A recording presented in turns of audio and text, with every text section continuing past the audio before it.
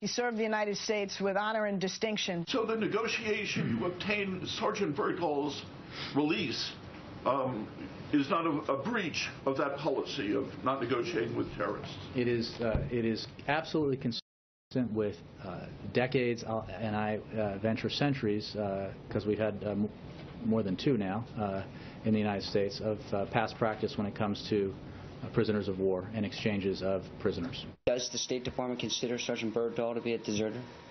The State Department, no, Lucas. The guys on national television last night, his squad mates, platoon mates, were not correct? I'm saying we don't know the fact pattern yet here. We don't. Nobody knows exactly what happened that night. Well, I think that his squad mates have the best indication what happened that night. I don't think that that's the case. We do not leave anybody wearing the American uniform behind. We had a prisoner of war whose health had deteriorated, and we were deeply concerned about it, and we saw an opportunity and we seized it, and I make no apologies for that.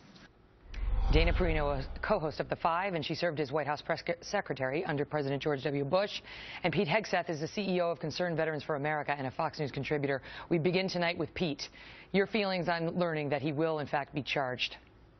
I'm proud of the Army. I'm proud of them stepping up and living by a code, pertaining to a code. They were under either explicit or implicit pressure to take a different stance on this. But when they looked at the facts of 2009, what the platoon mates understood is that Bowe Bergdahl walked off that base and deserted his unit. And the larger charge is not just desertion, Megyn. It's endangering the lives of his fellow soldiers. Men died searching for Bowe Bergdahl. So he's been charged. He'll have his day in court.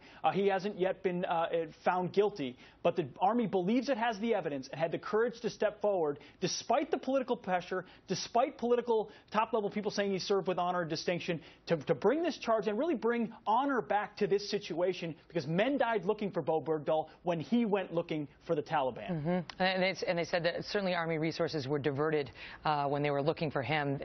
Other soldiers did not have the cover that they would normally have had, and men died in that process. That's been documented. But Pete, the president has said all along, we leave no soldier behind, and you heard him there. I stand by the decision. Well, he has to stand by the decision at this point.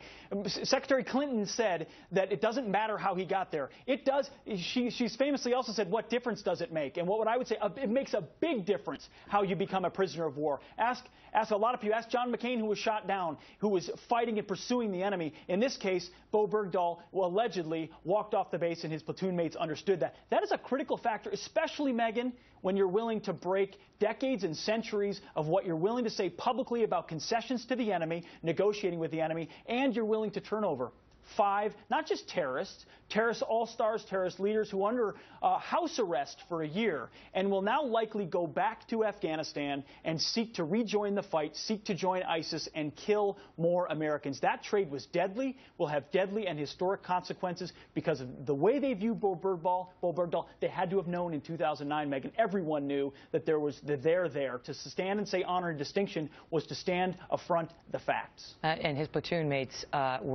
did not appreciate that characterization. Pete, good to see you. Thank you. Want to get to Dana Perino, who's